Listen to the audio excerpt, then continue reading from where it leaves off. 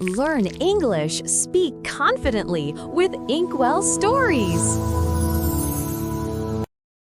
Hello, everyone. I'm Emma, and today we have an exciting topic for you. My English mistakes made me stronger. And I'm here with my good friend Alex. Hi, Alex. How are you today? Hi, Emma. I'm feeling great. Thank you. And I'm really excited about today's topic. You know, English learning can be tricky sometimes, but mistakes, they can actually help us a lot. Absolutely. Mistakes are not bad. They're little lessons hiding in our everyday English learning. Today, we want to share our personal stories, tips, and laughs about our mistakes and how they made us better English speakers. Yes, and I think it's very important to remind our viewers that everyone makes mistakes. Even native speakers make them sometimes. But the difference is we can choose to learn from them. That's right. So, if you have ever felt frustrated because of an English mistake, this episode is for you. Stay with us because we'll talk about funny mistakes, serious mistakes, and lessons that changed our learning forever. I remember when I first started learning English. I was so nervous to speak. I would practice sentences in my head, but when I tried to say them out loud, I always got confused. Sometimes I said, I am boring, instead of I am bored. It was so embarrassing. Oh, yes, I've done that too. I once told my teacher, I have 25 years, instead of I am 25 years old. Everyone laughed, but later I learned that mistakes like these are actually great teachers. They show us exactly what we need to fix. Exactly. And do you know the funny thing? At first, I was afraid to speak English because I didn't want to make mistakes. But then I realized if I don't make mistakes, I don't learn anything new. Each mistake became a step forward. I love that. And mistakes also help us remember things. When I say something wrong, I usually never forget the correct version afterward. Mistakes make learning sticky. Yes, and it's also important to laugh at ourselves. Learning English is not only about grammar or vocabulary, it's about confidence and having fun. Absolutely. And today, we will share some of our personal English mistakes, the lessons we learned, and how we turned them into strength. Before we go further, let me ask you, what was your funniest English mistake ever? Oh, I can tell one. I once wanted to say I'm full after dinner, but I said I'm fat. Everyone laughed, including me. But later, I realized it was a lesson in using the correct adjectives. Haha, that's classic. I also remember saying I have hungry instead of I am hungry. Little mistakes like this are very common for English learners, and the good thing is they are easy to correct once you notice them. That's true. And noticing mistakes is the first step to learning from them. We want to encourage our viewers to see mistakes as opportunities, not failures. Yes, and sometimes mistakes teach us more than correct sentences. For example, I once used I can to go instead of I can go. My teacher explained it, and after that, I always remembered how to use modal verbs correctly. That's a great point. And mistakes can also help us improve listening skills. Sometimes we make mistakes because we misunderstand words. By correcting them, we actually improve both speaking and listening at the same time.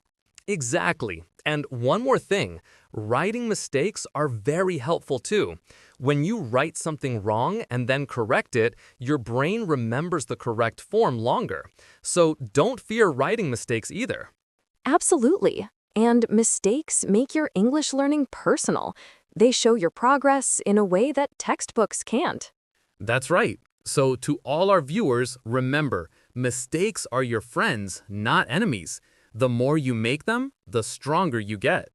And in the next part, we will talk about how to actively use mistakes to become a confident speaker. We'll give practical examples and exercises. Mistakes are natural, useful, and even funny. Don't be afraid, embrace them. Welcome back, everyone. I hope you enjoyed our first part about the early days of making mistakes. Today, we will talk about something very important: how mistakes can help you become more confident and fluent in English. Yes, Emma. Confidence is the key. I remember when I first tried speaking to a native speaker, I was terrified. I thought, what if I make a mistake? But then I realized if I don't speak, I will never improve. Mistakes actually give us courage to keep going. Absolutely. And I also learned that the more you speak, the more mistakes you make, and the stronger your English becomes. At first, it felt scary, but after a while, I began to enjoy speaking. Each mistake became a small lesson. That's right. And another important point is fluency. Sometimes learners focus too much on grammar and perfection. They pause, think, and worry. But making mistakes while speaking actually helps your words flow more naturally. Yes, exactly. I remember a time when I was practicing ordering food in English. I said, "I want eat a pizza," and the waiter corrected me kindly. I was embarrassed, but then I tried again, and the second time I said it correctly. That moment taught me more than hours of studying grammar books. Oh, yes. I have a similar story. Once, during a conversation with my friend, I said, I very like this movie. My friend laughed gently and corrected me. It's, I really like this movie. At first, I felt shy, but later I remembered the correct form easily because I experienced the mistake. Exactly. That's why mistakes are so valuable. They create memory hooks in our brain. When you make a mistake and correct it, you remember it for a long time. And the good thing is, mistakes are universal. Every learner makes them. Even advanced speakers sometimes say wrong words or forget tenses. So there is no reason to feel ashamed. Mistakes are a normal part of learning. Another tip I want to share is to practice speaking out loud every day. Even if you make mistakes, speaking regularly will help you notice patterns in your errors and correct them faster. Yes, I like to record myself speaking in English. I listen to my recording and notice where I make mistakes. Sometimes it's pronunciation, sometimes grammar. But it is amazing how much you learn from listening to your own mistakes. That's a fantastic idea, Alex. And don't forget writing mistakes. When I write a journal in English, I often make mistakes. Later, I read it and correct them. It's like a personal learning diary, and it really helps my confidence because I see my progress clearly. Absolutely, and mistakes also teach patience. Learning English is a long journey, and mistakes remind us that it's okay to take time. Each error is a small step toward improvement. I totally agree. And I also want to tell our viewers that mistakes can be fun. Laugh at yourself sometimes. I once wrote, "I am exciting" instead of "I am excited" in an email to a friend. She laughed, and so did I. But now I will never forget the difference between exciting and excited. Haha, that's a good one. And yes, humor helps. When you laugh at your mistakes, your brain relaxes and learning becomes easier. Don't be too serious about mistakes. They are your teachers, not your enemies. And here is another technique. Ask for feedback. If you have a teacher, friend, or language partner, let them correct your mistakes kindly. When you understand what went wrong, your learning speed increases dramatically. That's a very important point. I remember asking my English teacher to correct my spoken mistakes every day. At first, it was uncomfortable, but soon I noticed a huge improvement.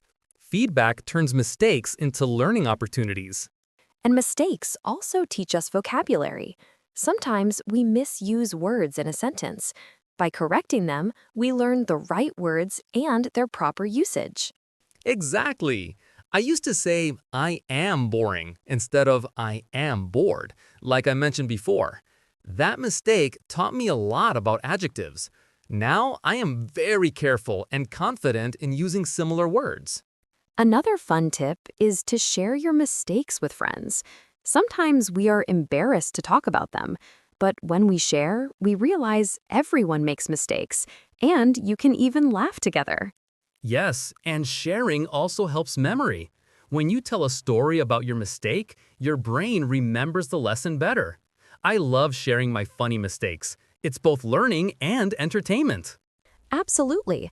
So, to summarize part two, mistakes are not only normal, but they are also essential for building confidence, improving fluency, learning vocabulary, and even having fun. That's right. And in the next part, we will discuss how to track your mistakes, practice correcting them, and turn them into real strengths in your English journey. Plus, we will share some motivational tips to keep going even when mistakes feel frustrating. Takeaways for part two. Speak and write every day. Don't fear mistakes. Listen to yourself and ask for feedback. Laugh at mistakes. They make learning easier. Each mistake teaches grammar, vocabulary, and fluency. And don't forget, in the final part, we'll also show you how to get a PDF with the vocabulary list from today's podcast, so you can practice all these words easily. Welcome back to the final part of our podcast, everyone. So far, we've talked about our early mistakes and how mistakes help build confidence and fluency. Now, we want to show you how to track your mistakes and turn them into real strengths. Yes, Emma, tracking mistakes is a game changer. When I first started, I didn't pay attention to my errors. I just spoke and forgot about them.